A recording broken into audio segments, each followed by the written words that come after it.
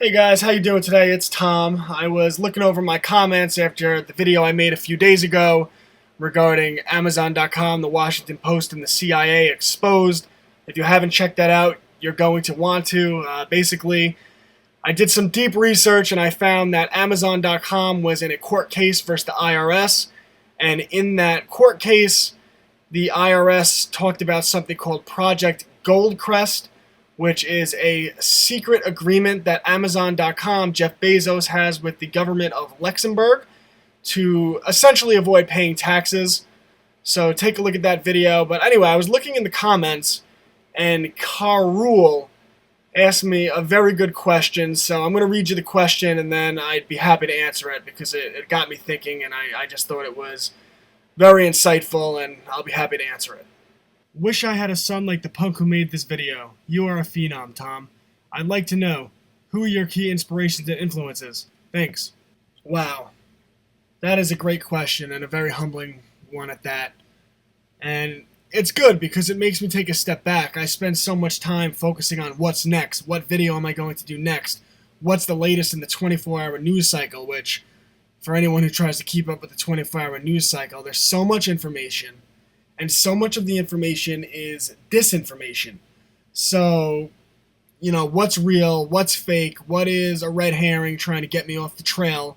And I'm constantly doing research, constantly thinking of ways to expand FFRnews to reach more eyeballs, because I could do the best reports in the world and it's not going to make any difference if I can't reach people. So how do I market myself? How do I reach more people going forward? And how do we make a difference?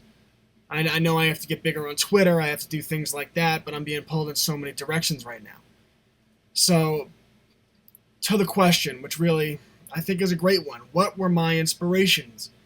And the first thing that came to mind was my father.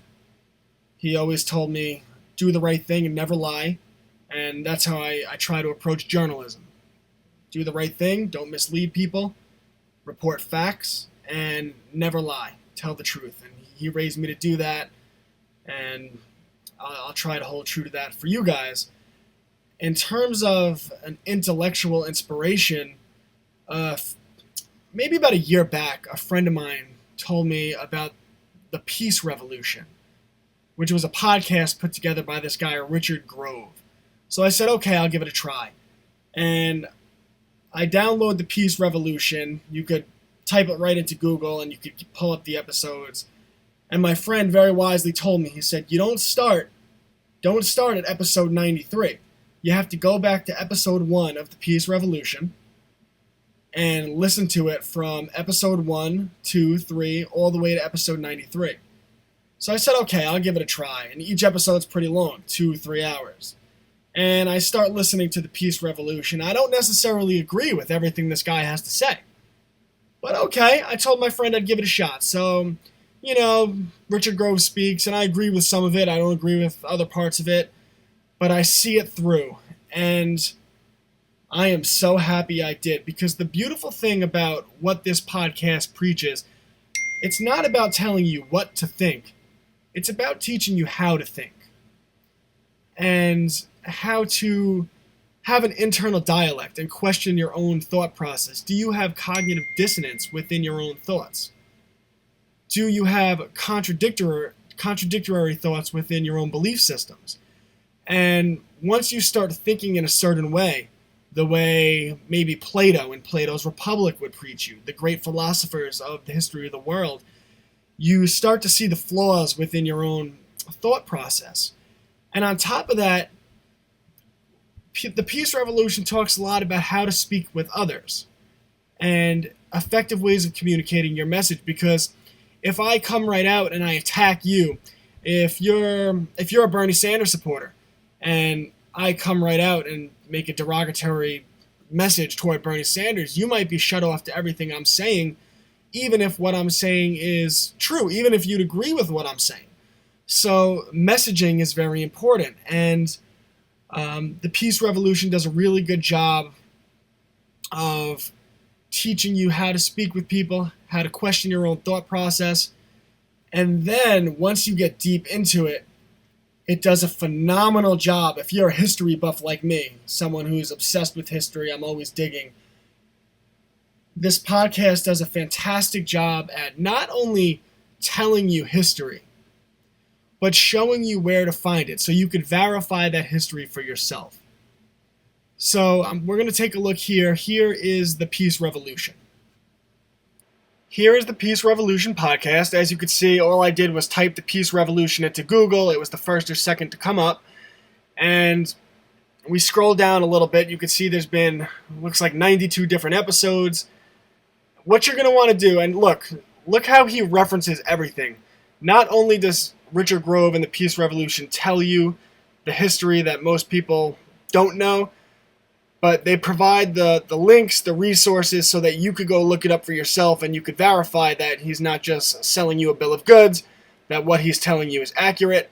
And then you go down, and what you're going to want to do is when you start listening to this podcast, start all the way down at episode 1. I'm not going to scroll all the way down. And if you do that, it really works as a historical, educational podcast, and you'll have a much better understanding of how the world got to the point that it is in. The other site that Richard Grove runs is Tragedy and Hope. This is the website tragedyandhope.com. The website was named after the book Tragedy and Hope, written by Professor Carroll Quigley. Quigley wrote a 1,300-page book that extensively discusses the history of Western civilization. It goes into incredible detail, country by country, all relevant historical events, historical leaders, and more importantly, it goes behind the scenes to what drove the finances of those countries, who were the important power players, the big corporations, the bankers. It goes pretty extensively into American history and British history about the big power players behind the scene who really drove the world forward, the Rockefellers, the Rothschilds, J.P. Morgan. And as you can see, I actually have the book Tragedy and Hope here with me. It is about 1,300 pages long of brutal reading, but it is worth every second of it. Once you read it, you'll really have a much better understanding of the entire history of Western civilization. But more importantly than just the generic history that you would get in your run-of-the-mill textbook, Carroll Quigley goes behind the scenes to the financial powers that drove policy and including drove war throughout much of the last 800 years.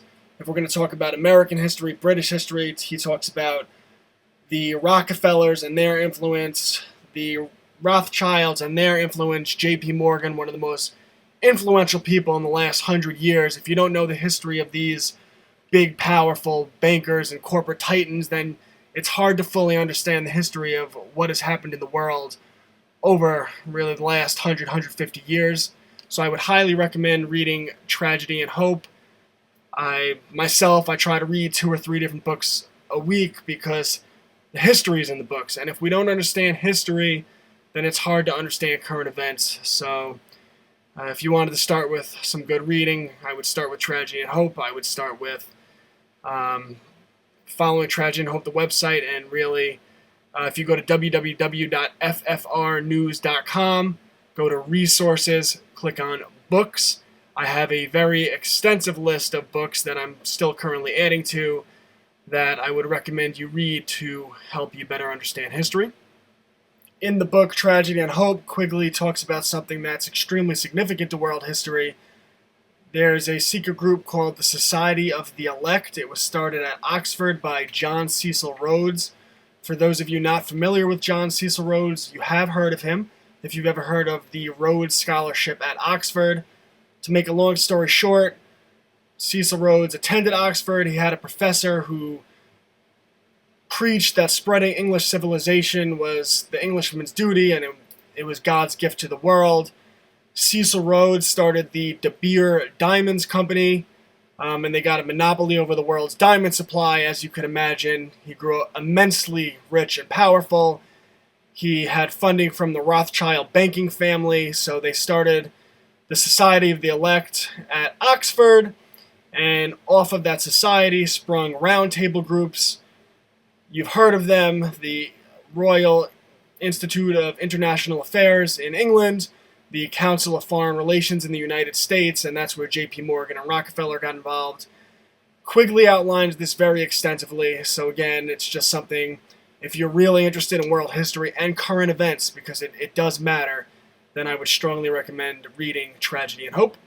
I hope this video has been helpful. I'll continue to read through your comments, and whenever I feel that there's something that is video worthy, I will make a video answering what questions you might have.